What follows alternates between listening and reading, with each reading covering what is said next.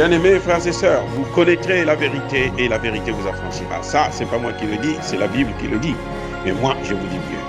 Vous connaîtrez la vérité historique, notamment celle de vos ancêtres kémites, et vous aurez une vision globale de ce que c'est que la vraie souveraineté politique. J'ajoute, vous reviendrez à la spiritualité africaine ancestrale et vous comprendrez les enjeux de l'indépendance économique.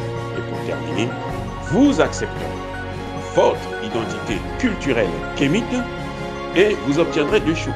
La première, c'est la paix. La seconde, c'est le développement, à une condition. L'unité de toute l'Afrique noire, l'unité de tous les Noirs du monde entier. Au TEP à tous, bienvenue sur la chaîne des panafricanistes, par essence, par conviction, par excellence. Celle des citoyens kémites par nécessité et obligation de combat. Nous sommes une chaîne qui n'est guidée que par nos ancêtres, et rien que par les ancêtres qui appartiennent à l'égrégore du monde noir. Par conséquent, nous ne croyons en aucun Dieu venu de l'étranger. Toutefois, cette vidéo n'est aucunement destinée à inciter à la haine ou à la violence, car nous menons un combat qui est d'abord et avant tout spirituel, ensuite il est politique, géopolitique et géostratégique, contre l'impérialisme, le colonialisme, le néocolonialisme et l'endocolonat, qui sont tous, bien entendu, des crimes contre l'humanité.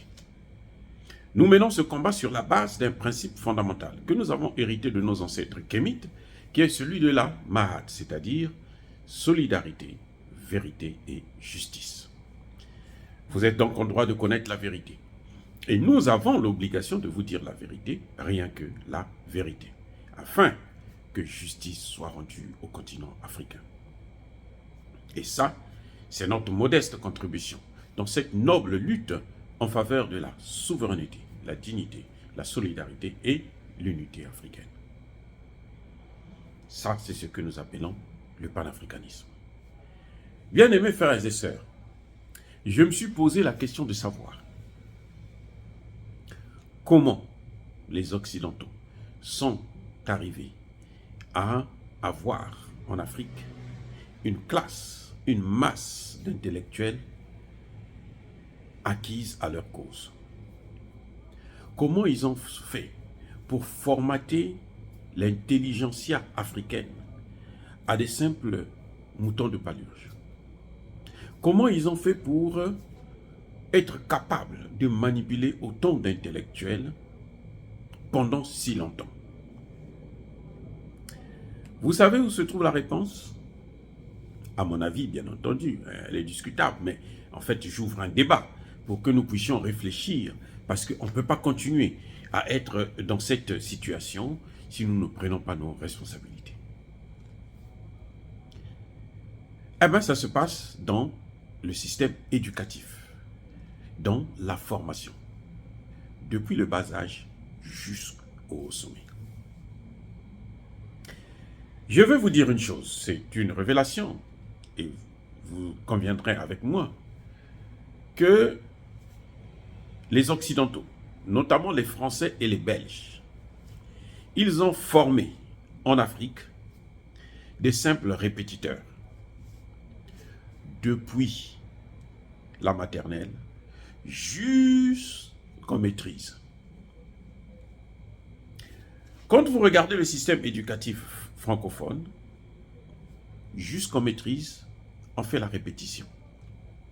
Ne soyez pas surpris que tous les intellectuels, les cadres que nous avons, pour la plupart, puissent être des gens qui ne font que réciter les cours qu'ils ont appris à l'université et au lycée. Discuter avec nos intellectuels, qu'ils soient économistes, qu'ils soient sociologues, qu'ils soient philosophes, qu'ils soient jusqu'en maîtrise, il vous parlera que de ce qu'il a appris. Oui, jusqu'en maîtrise. Il y en a qui sont répétiteurs, même jusqu'au doctorat. Comment ça se fait? Parce que quand tu fais une thèse de doctorat, déjà après la maîtrise, quand vous faites un 2A, si vous faites un 2SS, un diplôme d'études approfondie, vous apprenez à pratiquer ce que vous avez appris. Mais si vous allez dans le système, dans le domaine de la recherche, quand vous faites un 2A, vous apprenez seulement à faire de la recherche. Donc jusque-là, vous êtes à cheval entre un répétiteur et puis quelqu'un qui essaie de chercher à se positionner. C'est au niveau doctoral qu'on fait la recherche. Là, vous faites la recherche. Maintenant, quand vous finissez votre doctorat, au sortir du doctorat, vous avez deux types de docteurs. Il y a un docteur répétiteur, ce que moi j'appelle un docteur garage, et il y a un docteur chercheur qui a créé, qui a inventé, qui a apporté du nouveau dans le domaine de la science. Vous avez des thèses de doctorat où on vous récite, on vous résume le nombre de livres que la personne a lus. Il n'y a rien de nouveau. Vous faites un doctorat, par exemple, en philosophie, vous allez voir qu'il va vous étaler toute une panoplie d'ouvrages. Des grands philosophes qu'il a lus, ou des professeurs qu'il a lus. Vous n'allez pas avoir une idée personnelle de l'intellectuel, du chercheur, du docteur. Vous n'allez pas avoir du renouveau, c'est-à-dire que quelque chose qui n'avait pas été abordé, ou ça ouvre le débat pour que d'autres puissent approfondir. Vous n'allez pas avoir une contribution en quelque sorte, parce que tout ce qu'il va faire, c'est faire le résumé de ce qu'il a appris. Ça, c'est le grand problème que nous avons avec les intellectuels africains, les intellectuels francophones, notamment. Ça, on trouve ça surtout chez les intellectuels francophones. Jusqu'en maîtrise, vous allez voir que ceux qui arrivent à sortir du lot, en général, c'est parce qu'ils ont été bien éduqués à la maison. C'est-à-dire qu'ils ont des parents qui ont une certaine sagesse et qui ont transmis cette sagesse à leurs enfants. Comment il faut se comporter, comment il faut régler les problèmes, comment il faut aborder les problèmes de société, ainsi de suite. C'est ceux-là qui arrivent à sortir du lot. Ceux-là qui arrivent à évoluer parce qu'ils ont été entraînés à la maison à réfléchir sur comment apporter sa propre idée, une certaine innovation. Mais sinon, si ce n'est que vous sortez de l'école et puis vous faites ce que vous avez à faire, vous arrivez là, même en tant que haut cadre, on fait qu'écouter ce que les Occidentaux disent. Ce sont les Français qui viennent vous expliquer, bon, chez vous en Afrique, là, voilà ce que vous allez faire. C'est comme ça qu'on a vu dans des pays comme le Congo-Brazzaville, comme le Gabon. Vous avez un type comme Bernard Kouchner qui s'amène, qui vient pour implémenter, comment on appelle ça, la sécurité sociale, le système de sécurité sociale en France, dans ces pays. Ce qui ne peut pas marcher. Ce n'est pas la même chose. Vous voyez, c'est parce que nous n'avons pas nous-mêmes des experts, où nous avons des intellectuels qui sont des répétiteurs. Vous allez constater aussi que dans le milieu familial, les enfants de la majorité de nos dirigeants ne font que exactement ce que leur père fait. C'est-à-dire, si papa était ministre, lui, il souhaite aussi être un jour ministre, même s'il n'a pas la compétence nécessaire. Il veut seulement être là parce qu'il veut copier le papa, parce qu'il veut répéter la même chose, puisqu'il a été formé dans la répétition. Si papa a été président, eh bien, lui, son premier réflexe, c'est d'être président, quelles que soient les circonstances, quelle que soit sa vocation. Il pouvait avoir une autre vocation qui est meilleure, où il serait très bon, mais il préfère faire fi de ça pour faire autre chose.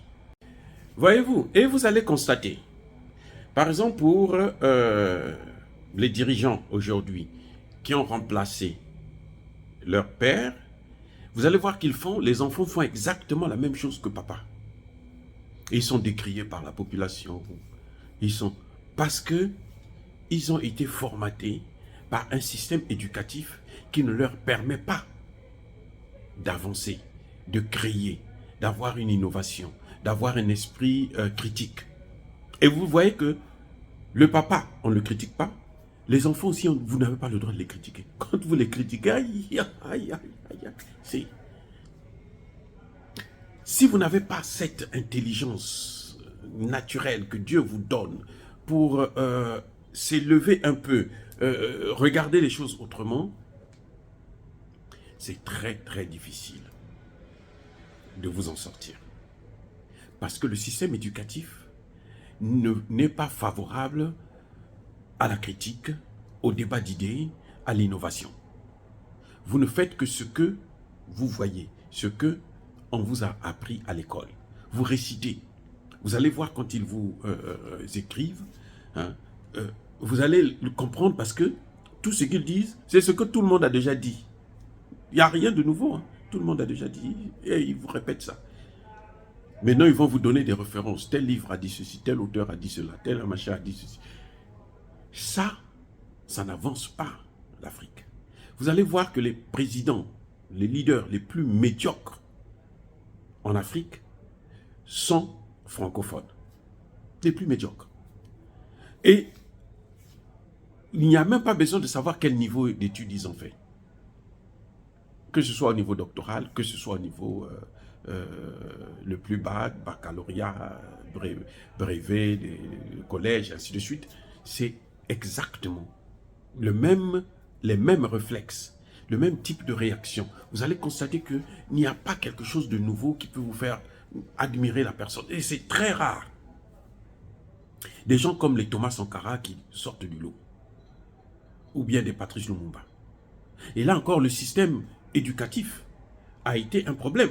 Patrice Lumumba, par exemple, c'est lui-même qui a fait venir les Nations Unies. Mais il devrait quand même se poser des questions. Mais comment je veux mettre ma sécurité dans les mains des gens que je ne connais pas, une institution que je ne connais pas? Évidemment, quand les Nations Unies arrivent, la première des choses, c'est que les mêmes Nations Unies mettent Patrice Lumumba en résidence surveillée. Et après, ce sont les Nations Unies qui le prennent, qui le livrent à ses assassins. Donc vous voyez, des erreurs comme ça, c'est parce que il n'y avait pas, hein, ils n'ont pas été préparés dans l'éducation nationale, dans la formation, qu'il faut essayer de réfléchir, hein, créer quelque chose de nouveau, avoir des idées novatrices. Regardez aujourd'hui l'exemple que nous donne Touadéra et Assimi Goïta. Jusque-là, les autres présidents francophones, il n'y a aucun qui se dit non mais attendez, eux ils ont réussi là, mais est-ce que nous on ne peut pas changer? Pourquoi nous on va continuer à rester dans le même système francophone?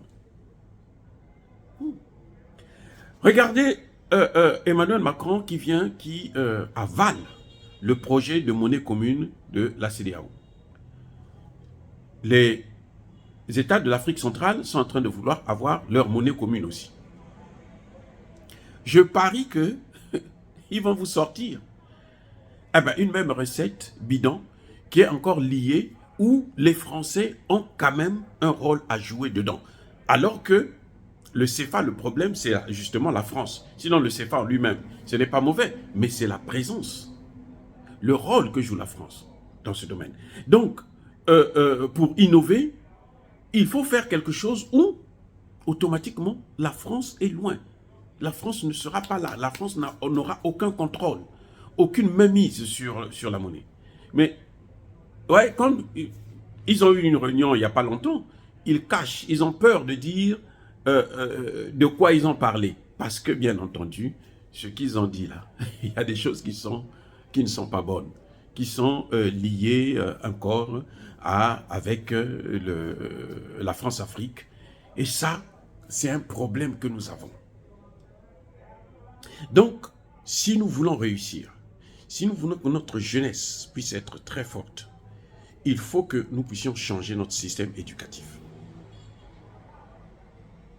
De la base jusqu'au sommet. C'est-à-dire depuis l'école primaire et puis jusqu'à l'université. Il faut qu'on change ce système. Parce que ce système-là n'est pas à notre avantage. Ce système-là forment que, j'allais dire au bas mot, des abrutis. Des gens qui ne réfléchissent pas par eux-mêmes, qui doivent toujours être assistés, qui doivent toujours copier ce que les autres font. Regardez l'Union africaine. Nous, on avait l'Organisation de l'Unité africaine. Pourquoi ils ont mis Union africaine? Parce qu'ils ont copié, ils ont répété Union africaine. Vous voyez,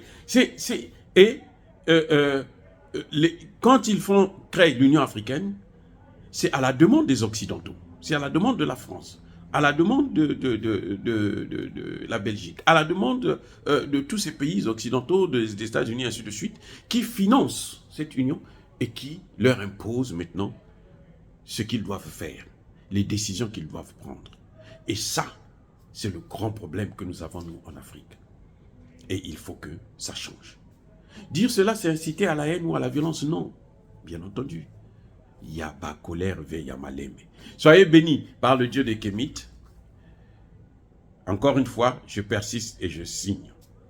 J'ai dit.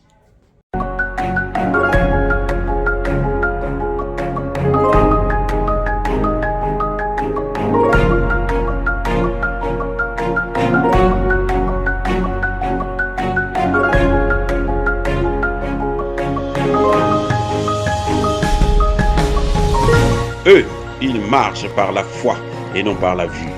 Mais moi, je vous conseille vivement de marcher par la connaissance scientifique et historique, notamment celle de nos ancêtres kémites, par les 5 sens et par l'intelligence. À vous, à Pierre.